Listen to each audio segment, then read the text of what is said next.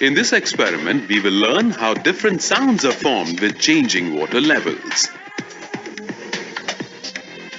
Take a glass.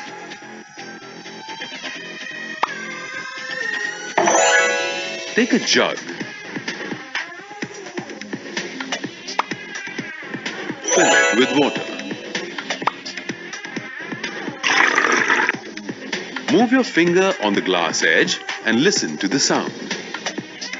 Now again, add some water.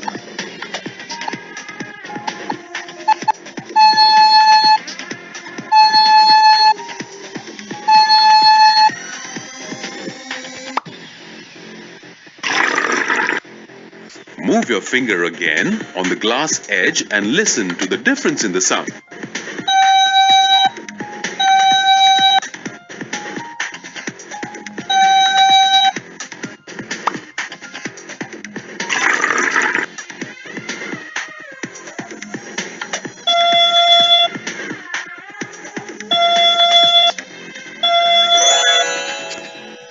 In this experiment, we learned that sound waves travel through water, and more water means slower vibrations and a deeper tone.